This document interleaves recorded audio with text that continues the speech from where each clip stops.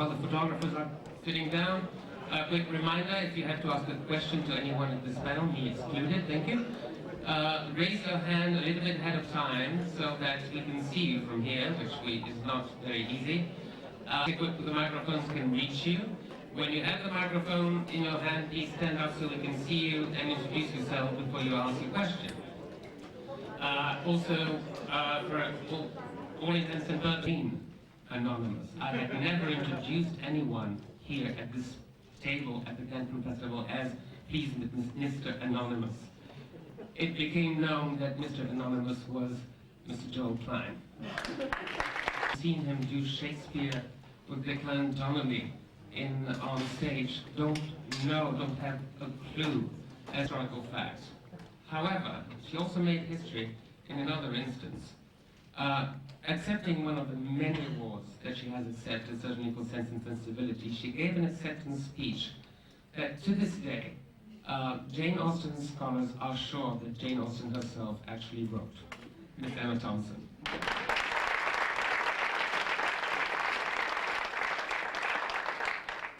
We are hoping to do the same, if not better, internationally. So we're kind of excited, actually, about the success. Right. Well, what I do know is that as far as us as film people are concerned, this is the most important thing is not to think about this because we're choosing what to do next. And I remember, I've been doing this long enough to remember, and maybe you've read about these days, there was a time when the question about a movie was, is it good, not how did it do on the first weekend? And you've read about those times, and they were happy times. For us, it's important to recreate those times in making our choices. Right now, I'm looking for the most uncommercial script I can find. Question over there, and then over there. We sort of went different ways, and John could explain to us because he's very good at that. And I wanted to. I don't see much of Hillary Clinton on television or on the radio, partly because of living in Great Britain, of course, but also because I don't think that she's given much of a voice publicly. It's curious that, isn't it, that the First Lady is the first person to hit the glass ceiling right front there. So I did want to do an imitation of her because I thought that that's one way just to make people go, well, what have I got wrong? And also because it was a little more freeing for me to create an imaginary character. That's my bit. Well, you can open Time magazine and all the others and read that answer. For me, if you'd like, I'll give you. Who's that asking? The gentleman over there. Right. There. Okay. I kind of made a composite character, but mostly it will reflect the man you think it reflects, our own president, Mr. Clinton. But it was fun to kind of reflect on Carter and Kennedy and Reagan and other presidents that we had. So it was a composite character, although it does mostly reflect an interpretation of Clinton. But to pick up on this gentleman's question, actually, and that addresses to everyone here. When the book came out, Mr. Klein, it was a fiction, quote unquote, a fiction, which allowed. There's only one way to approach it, which is to examine what's going on between the people. You can't keep putting it down to consult newspapers or video clips, and nor was that our intention or anything that interested us. I never did any research for a moment on really any real situations or presidencies. The work I did was on what was going on in the text that I had that was originally written by Mr. Klein, by Anonymous at the time. As you may know, he also wrote Greensleeves and the Story of O. And much of the Bible. So back when he was anonymous, I followed the story, and I did what I always do. I was not interested, or I found nothing else in real life helpful to me except whatever stuck from having lived in America during the many presidencies. Drama during the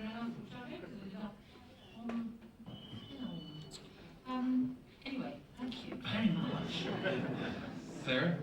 FX Feeney, LA Weekly. I have two questions that follow up on the development of character. I suppose in relationship to the Clintons, I felt that you were very inventive and intuitive in terms of developing these characters. It came through most in the Thanksgiving dance when you were actually dancing in characters. It seemed that we were seeing the whole bodies of these new people. I wondered. I wanted to ask you. I would say, you know, I had an ex-boyfriend who used to do that all the time. Then for me, that was the test. I was doing something that reminded people of a real person, someone who really existed. And coming from Britain, in British, and doing something so close to the heart of American culture, that was quite important for me. Stephen, there's that rather sexist young man who says, I hope you don't mind us talking business. And Elaine, this line wasn't in the script originally, Elaine wrote it at the time. She said, I think that you should say something here. She's extraordinary now, she's just hysterical and very original and brilliant. And she said, I think you should say, no, how else will I learn? Which for me is the moment, the defining moment for her, because this is a woman who's willing to ironize in order to amuse herself. That's a big deal. And I identify with that, and at the same time persuade this young man who actually believes that she means it, this woman who's got more intelligence. Where I think the goodness and the intent of the man was revealed. I like that. I felt I arrived at the culmination of the character at that point. Although I must say, at the first read-through, Elaine May's writing was so extraordinary that I felt that we kind of took off right there. I mean, everyone kind of just found their niche, and like any great writing, you know, often Tennessee Williams and other people that when you do a read-through, if the actors are worth their salt at all, suddenly they're halfway there in the first read-through because the writing is so good. And I think with Elaine's screenplay, that was definitely, true. And the second part of your question, short, so that... Yes.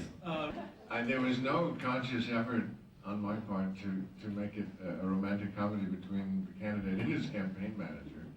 I did think that it was, of course, a central relationship because what the candidate was to Henry Burton had a lot to do with ourselves, all of us.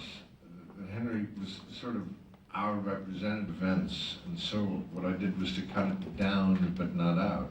If you're looking for it, it's there. But if it would upset you, then you don't have to see it. Upset you in the sense that these are the good guys.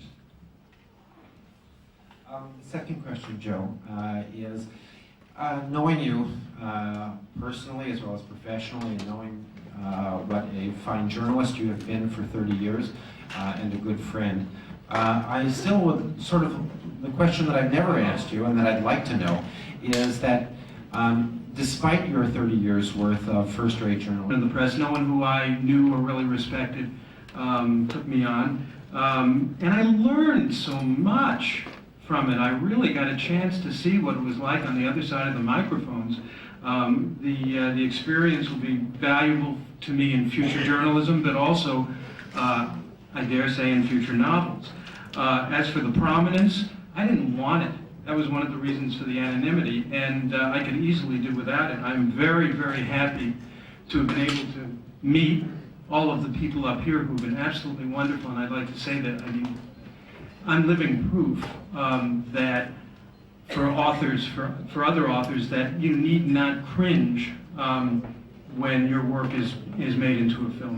I'm very proud of this film and extremely impressed by the work that everybody did. But I just feel really lucky. I mean, now I can continue to be a journalist. You know, for the New Yorker, which is to my mind. Case of Stephanopoulos and what's the other guy called? Carville.